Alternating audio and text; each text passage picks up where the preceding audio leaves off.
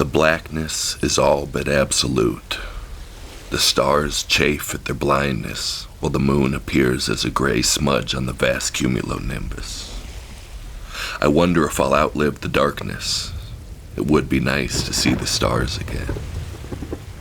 I stroke through the inky ocean, ears tuned to the sound of the coming wave. It sounds big. The salt has settled in the many scratches and scrapes I've gathered. Unlike the dull ache of fatigue, they offered a sharply acute pain. Now they register as little more than a tingle. The wave is here. I swim hard at it, do my best to duck under the brunt of the force, but my movements are weak and uninspired. I am going through the motions, staying alive. I'm somewhat of an expert at going through the motions, having lived a little over half my life in a severely depressed state. And I'm not talking about the romanticized depression as seen in pop culture, the artist suffering for his art, wearing black clothes and smoking cigarettes, extracting exquisite beauty from meaningless pain. I'm talking about food tasting like sawdust, like being tired all day and being unable to sleep at night, being sick for months at a time and plagued by aches and pains, having an endless parade of past humiliations and failures broadcasting in your mind 24/7, having zero confidence and infinite paranoia. Nothing is fun. Not sex, not video games, not anything. The smallest task becomes intimidating. Big tasks quickly become overwhelming. There are some out there who will never take depression seriously. They will see only malingerers who refuse to suck it up and be a productive member of society. To them, I offer this metaphor.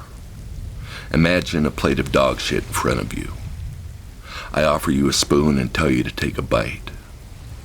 Even though the task is in essence a simple one, lifting spoon from plate to mouth, every fiber of your being revolts at the thought. If you know anything, you know this is a bad idea. This is not worth it. But if your willpower is strong enough, you swallow your spoonful.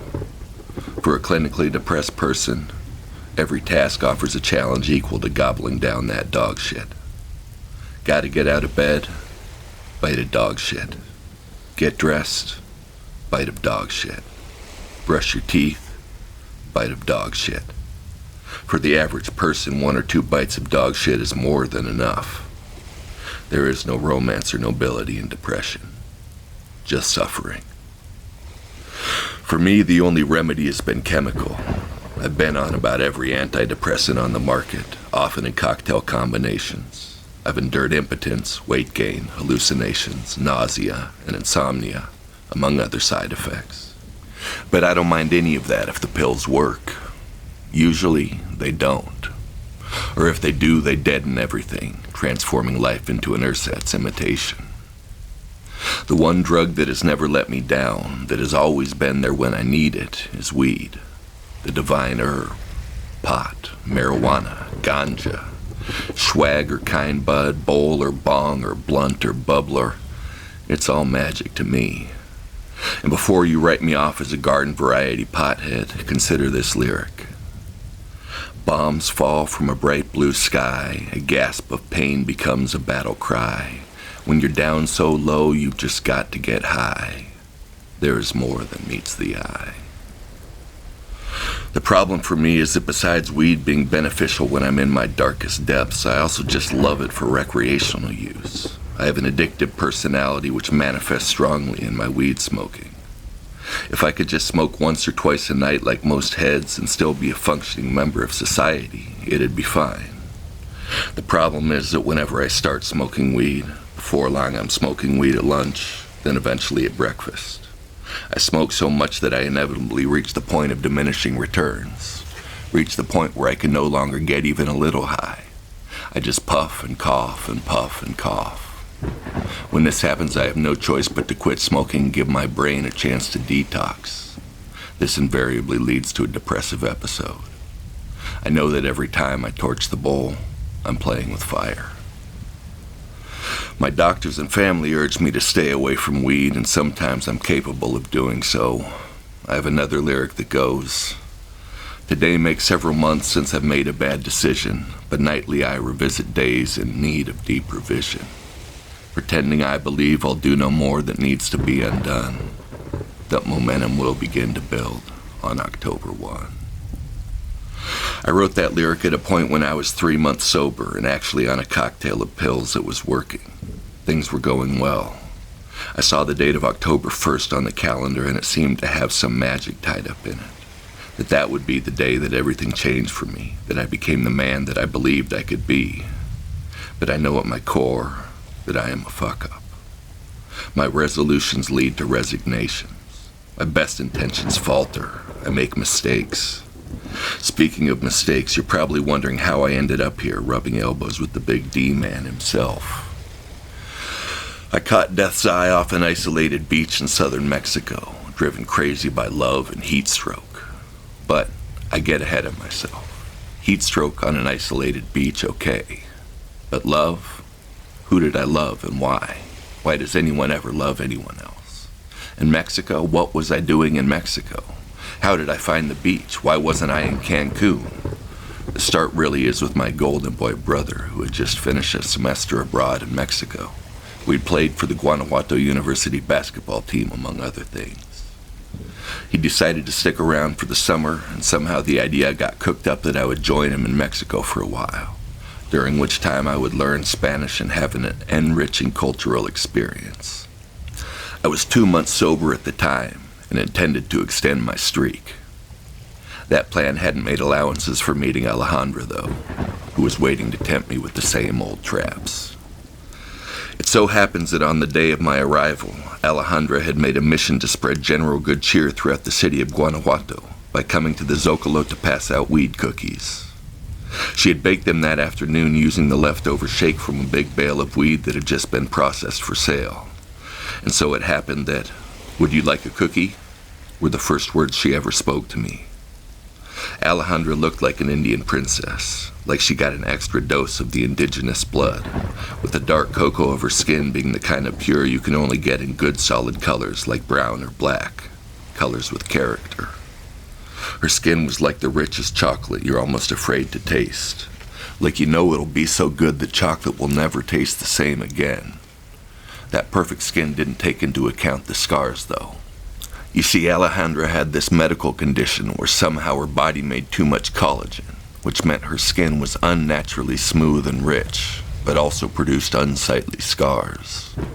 She was like a walking juxtaposition of extremes, perfection to ruin in one convenient package. She was very self-conscious about this series of scars she had, and I suppose in a conventional sense they could be considered kind of gruesome, but I, among her many other admirers, thought she was beautiful. She had one big one on one of her legs, and some medium-sized one on her ribs and chest, and one small one coming up her neck onto the side of her face. She had, of course, been teased mercilessly as a young girl and had developed some serious issues surrounding these scars. But she couldn't be ignorant to the fact that she had bloomed into quite a babe.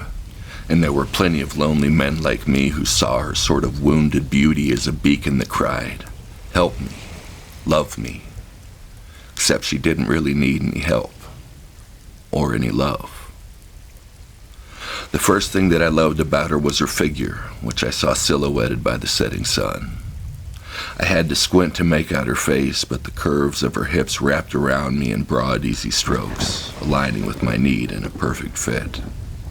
Before I could really focus in on her smile or her eyes, I had her swivel pulling me under, where she showed me no mercy and crushed me outright.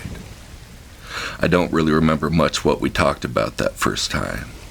There was an unspoken spark I do remember, though, which passed as strongly from her to me as it did from me to her. The spark said, "You will be mine." Sparks should know better than to speak in such vague figurative cliches, for I was just fresh meat for Alejandra's razor-sharp pearly whites. Things would have gone a lot easier for me if I'd known "you will be mine" is not the same as "you will be all mine," or "you will be mine to keep." But that was yet to come. I had a lyric that very well could have been written about Alejandra that went, "She's an accidental angel, she's the devil's regret. She's Ophelia's understudy filling in as Juliet. She's a kamikaze phoenix grown weary of attack. I gave myself to her and never got it back. That dichotomy of finding oneself to be both an entity of virtue while also having something so dark within that even the devil doesn't see it with pride. The idea of transferring herself from one tragic heroine to another, as if she's naturally suited for despair, or at least playing at it. Of having been granted both a magical life and a quest for death. She was deeply conflicted and deeply complicated. I wanted to open her up like a book and scour every page. But Alejandra kept her silence like a code, hiding true motivations and meanings. Let me say something briefly here about the objectification of women or men. I don't like to do it. I don't want to do it. I don't try to do it. But there's something deep in my lizard brain that just clicks sometimes and makes me desire a woman in a very objectifying way. The world has changed a ton since those primitive hardwired parts of our brain were built, and most of our animal nature can be tossed along the wayside as something that is at best unnecessary and at worst hugely destructive. But to completely deny its existence, or to add so many footnotes and asterisks as to render it completely neutered, is to deny part of what it means to be human. So with that said, I'll only say that to objectify Alejandra was to make an object of a wildfire or a bomb. You could perhaps manipulate it and keep it as your own, but you were playing a dangerous game. Alejandra was not easily kept. In fact, Alejandra had 2 other boyfriends during the time I knew her, but both of them were long distance. One was an older Mexican gentleman who helped her with money sometimes, and then there was an American guy around her age, who she had been together with for a few years, even though they only saw each other occasionally. So possessing Alejandra as such was a complicated endeavor, and required all my heart's ambition. But you'll forgive me if I couldn't help but reach for the shiny object. For Alejandra's hips were solid gold, and being in proximity to them made me feel excited and confused. Alejandra's hips were aligned with the same smooth frequency as the spinning of the planet, and the stars resonated with her easy grace. Watching her walk away was like hypnotic pornography. I don't know if she was trying to impress me or just appreciated being noticed, but on that first day we met, Alejandra had to know that I was watching her walk away. And that exit was like a command performance for every man who's ever had his head turned by a woman's walk.